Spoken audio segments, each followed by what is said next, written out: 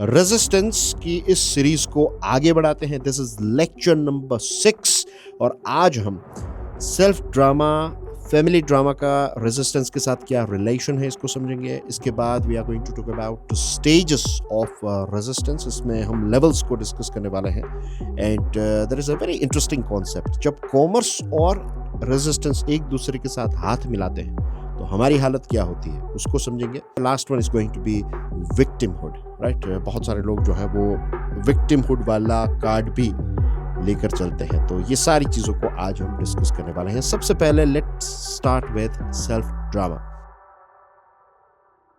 Now let me tell you this thing, we are naturally talented when it comes to self drama. नाटक करना, बहाने बनाना, ये किसी को सिखाना नहीं पड़ता है। इसकी कोई क्लासेस की जरूरत नहीं है। रेजिस्टेंस के लिए क्लासेस चाहिए। रेजिस्टेंस के लिए प्रशांत सर को बहुत सारी डिस्कशन और बहुत सारी मेहनत करनी पड़ेगी, लेकिन नाटक करने के लिए किसी भी टीचर, किसी की भी जरूरत नहीं है, क्योंकि ये सारी चीजें जो है ना वो हमने एक्वायर की हैं समाज से। एक बहुत ही इंटरेस्टिंग ऑब्जर्वेशन है, राइट। मुझे तो इंटरेस्टिंग लगता है कि बहुत सारी स्कूल्स जो होती है वो कहती है कि हमें परवाह नहीं है बच्चों के मार्क्स की, हमें तो उनके स्किल पर जोर देना है, हमें तो उनकी स्किल्स को इम्प्रूव करना है। ये भी स्कूल के नाटक है। Let me be very brief here. I want to talk this thing with you guys. ये स्कूल्स क्या करती हैं, ये अपने बड़े बड़े होर्डिंग्स में ये सारी चीजें लिख देती है, लेकिन एक पेरेंट जब मर्सिडीज लेकर स्कूल में प्रिंसिपल को, टीचर्स को मिलने के लिए आते हैं, उनको अलग तरीके की ट्रीटमेंट मिलती है। और जब एक चल के आते हैं, रिक्शों में, साइकिल में आते हैं, उसी स्कूल की बात है, तो वहां पर उस पेरेंट को अलग ट्रीटमेंट मिलेगी। ये चीजें बच्चे ऑब्जर्व करते हैं, उनको पता चल जाता है। सो ये चीजें हम समाज से सीखते आए हैं। हमने देखा है कि जब हम नाटक करते हैं, झूठ बोलते हैं, जब होमवर्क नहीं करना था स्कूल के समय पर, स्कूल डेज में, तो हम क्या करते थे, पेट में दर्द है, सिर दर्द है, और पता चल गया कि चलो ये चलता है। ये कहाँ से हमने सीखा? ये नाटक जो है ना, ये हमने समाज से ही तो सीखे हैं। तो रेजिस्टेंस जो है ना वो ऐसा भी स्वरूप लेता है, और कई बार हमें पता ही नहीं चलता है कि पूरी जिंदगी जो है वो हम इस प्रकार के नाटक करते रहते हैं। उसमें मजा भी आता है। एक हमेशा पता है कि भाई कहीं पर फंस जाएंगे, कुछ नहीं करना है, तो किसी ना किसी प्रकार का नाटक करके हम उस एक एस्केप रूट जो है वो हम ढूंढ लेंगे। लेकिन इससे होगा क्या? इससे होगा ये कि हमारी ही हार होगी। मैंने वो जो स्कूल वाला एग्जांपल दिया वो इसीलिए दिया है कि ये बहुत ही सटल लेवल पर चीजें चल रही है। हम कभी सोच भी नहीं पाते, हम कभी इतनी गहराई से रेजिस्टेंस के बारे में कभी समझ ही नहीं पाते। So this is self drama and resistance का एक छोटा सा एग्जाम्पल, लेकिन एक बहुत बड़ी बात। दूसरी चीज जो है दैट इज फैमिली ड्रामा। हमारे देश में आज भी जो सोप ओपेरा है, यानी कि जो टीवी सीरियल्स हैं, वो रीजनेबली फेमस है। एक वक्त था, पूरा एक दशक ऐसा था जब बहुत सारी जो ऐसी सीरियल्स हैं वो काफ़ी ज़्यादा फेमस थी। एंड आज जब मैं सोचता हूँ तो वो चिकन और एग वाली बात याद आती है कि चिकन पहले आया या एग। यानी कि समाज फैमिली ड्रामा में फंसा हुआ है, इसी वजह से इस प्रकार की सीरियल्स बनाई गई और ऐसी चल रही है, या फिर ऐसी सीरियल्स बनाई गई और फिर उसके बाद इस प्रकार के फैमिली ड्रामा हुआ है। इसका कोई एक जवाब नहीं है, and I don't want to go into that discussion. लेकिन ऐसी चीज़ें जब पूरे देश में फेमस हैं, राइट, सबसे ज़्यादा टीआरपी रेटिंग हुआ करती थी, और ऐसा नहीं है कि हमारे देश में ही ये गंदगी है, राइट। ये चीज़ें दुनिया के सारे कल्चर्स में आपको देखने को मिलती हैं, क्योंकि it's a game of resistance, right. It's very easy जब हम चीज़ों को, जब जब पूरा फैमिली जो है वो ऐसे ड्रामा में फंसा हुआ है, सेल्फ ड्रामा चलता रहता है, ऊपर से परिवार का हर एक सदस्य जो है वो इस प्रकार की एक्टिविटीज करता है। And let me tell you, this is a very important word, unconsciously ये सारी चीजें चल रही हैं। अनकॉन्शियसली। इसके बारे में पता नहीं है, लेकिन बस एक हैबिट बन चुकी है, एक वे ऑफ लाइफ बन चुका है ये। और ऐसा हम इसलिए करते हैं, रेजिस्टेंस शायद ऐसी गेम हमारे साथ खेलता है कि जो हमारा मेन काम है ना, लाइफ का टास्क है, उसको करने में हार्ड वर्क लगेगा, बहुत मेहनत करनी पड़ेगी, सालों लग जाएंगे, देन यू मे और मे नॉट गेट रिजल्ट।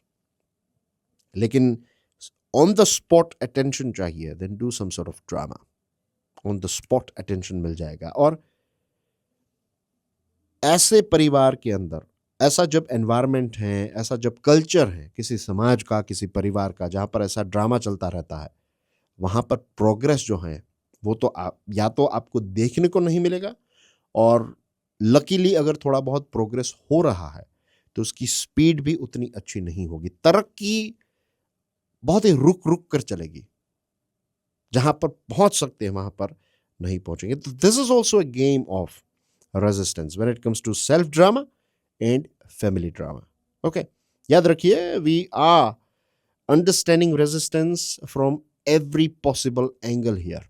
जब इसको समझेंगे, अच्छी तरीके से समझेंगे, उसके बाद ही इसको हम निपटा पाएंगे। अभी तक जो हमारी डिस्कशन चल रही है, इसमें हम रेजिस्टेंस को समझ रहे हैं। मैंने ये चीज़ कई बार शायद बताई है, but this is very important for all of you to understand.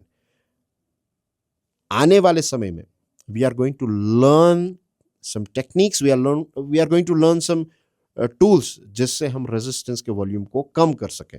ठीक है, so it's not like we are just going to discuss some like problems की ही बात यहाँ पर नहीं होने वाली है, राइट? प्रॉब्लम्स के साथ साथ we are also going to talk about solutions. Now let's talk about levels of resistance. 3 levels हैं। लेवल नंबर 1 जो है, ज़्यादातर लोग जो हैं वो इसमें फंसे हुए रहते हैं, राइट? इस लेवल पे होते ही हैं मोस्ट कॉमनली, और we don't feel that generic happiness, right? कहीं ना कहीं एक अनहैप्पीनेस फील होती है, एक सेंस ऑफ गिल्ट रहता है, और इसके पीछे का reason you know it very well, life का टास्क जो है वो हम नहीं कर रहे हैं।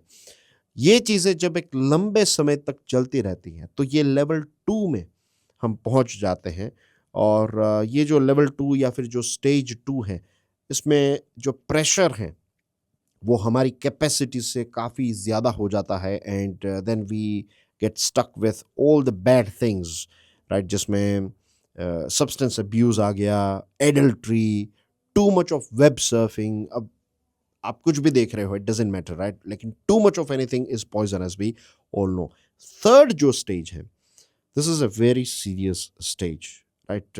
ये एक क्लिनिकल फॉर्म अब इसने ले लिया है रेजिस्टेंस ने। अब यू नीड मेडिकल इंटरवेंशन।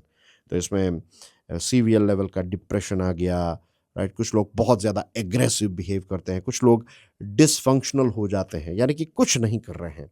और इसी लेवल पर आप गहराई में जाएंगे, देन यू विल फाइंड के एक्यूट क्राइम्स इस लेवल के लोग करते हैं। जो इस लेवल के रेजिस्टेंस तक पहुंच गया है, तो बहुत सारे crimes they are doing, right? Involve in so many heinous crimes, self destruction, physical self destruction, ये सारी चीज़ें इस लेवल पर देखने को मिलती हैं।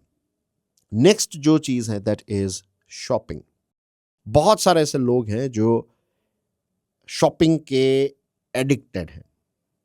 वो कुछ ना कुछ उनको खरीदना पड़ता ही है, और आपको नहीं पता है, मुझे नहीं पता है, लेकिन जो टॉप लेवल के मार्केटर्स हैं, जो मार्केटिंग के एक्सपर्ट्स हैं, दे नो कि हम सब के अंदर एक रेजिस्टेंस है, and they know how to exploit this resistance. और जो टीवी कॉमर्शियल्स हैं, जो एक मटेरियलिस्टिक कल्चर पुश किया गया है जिससे वो लोग पैसे कमा सके, तो ये इसीलिए सक्सेसफुल हुआ है क्योंकि रेजिस्टेंस के बारे में हमने कभी जाना नहीं है। इस अवतार को हम कभी समझ ही नहीं पाए, किसी ने समझाया ही नहीं है। सो इसका काफ़ी फ़ायदा उठाया गया है, राइट? एक बहुत ही फेमस राइटर ने ये भी बात बताई थी कि उनके बॉस ने एक समय पर कहा था कि तुम डिजीज़ जो है इसको इन्वेंट करो, उसके बाद उसके क्योर को हम बेच पाएंगे। इस लेवल का कॉमर्स जो है, वो एक डर्टी कॉमर्स जो है, वो खेला जा रहा है अलग अलग लेवल पर। और बहुत सारी ऐसी चीज़ें हैं जो हमें बेची जाती है। हमें ये कहा जाता है कि अगर आप खुशियाँ ढूँढ रहे हो तो ये वाली चॉकलेट खा लो। हैव यू एवर ऑब्जर्व्ड कि सारी चीज़ें जो हैं, ख़ास करके वे सारी चीज़ें जो हमारे बॉडी के लिए उतनी अच्छी नहीं है। For example let's say chocolate की एडवर्टाइज़मेंट आप देखेंगे तो उसको खुशी के साथ, राइट, एक पॉज़िटिव इमोशन के साथ उसको जोड़ा जाता है। They know how our mind works. उनको पता है कि कंज्यूमर जो है उसका बिहेवियर क्या है। और जब कॉमर्स और रेजिस्टेंस एक दूसरे के साथ इंटरसेक्ट करते हैं, यहां पर कत्लेआम होता है। लेकिन ये लोग जो है ना, ये जो टॉप मार्केटिंग कंपनीज जो हैं, they will exploit your resistance. तो be careful and be bit aware about these things as well. Okay. Now, last thing, as far as this particular discussion is concerned, victimhood. बहुत सारे ऐसे लोग हैं जिनका ऐसा नाटक चलता ही रहता है, विक्टिमहुड वाला। In fact you will be surprised to know this fact कि डॉक्टर्स ऐसा एस्टिमेट करते हैं कि 70 to 80% उनका जो बिजनेस है, it is non health related. लोग बीमार नहीं हैं, वो बीमार होने का नाटक करते रहते हैं और ये ड्रामा ऐसा चलता रहता है कि उनको भी पता नहीं है, इतना यूज्ड टू हो गए हैं। और कुछ लोगों का तो ऐसा है कि एक कंडीशन खत्म हुई और दूसरी कंडीशन में गया। सिर दर्द रहता था, वो अब सॉर्ट आउट हुआ तो कमर में दर्द आ गया, उसके बाद घुटने का दर्द, उसके बाद पता नहीं क्या क्या दर्द। और ऐसा भी इसलिए होता है क्योंकि अटेंशन फटाफट मिलेगा ना, लोग आपकी खबर पूछेंगे, वो सेलिब्रिटी वाली फीलिंग मिलेगी फ्री में। But they don't understand this thing, they are wasting their life, they are wasting their time and energy.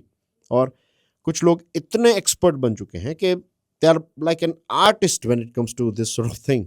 वो एक बहुत बड़े आर्टिस्ट बन चुके हैं क्योंकि इतने सालों से ये विक्टिमहुड वाला कार्ड जो है वो लेकर चल रहे हैं। हर जगह पर मेरे साथ ऐसा हो रहा है, मेरे साथ ये है, वो है, कंप्लेन करते रहते हैं। And they want us to rescue them. ये चीज भी ध्यान रखना कि casting yourself as a victim is the antithesis of doing your work. Right? Let it sink inside you. Think about this thing. I'll see you soon. Till then, enjoy your studies. God bless you all. Jai Hind.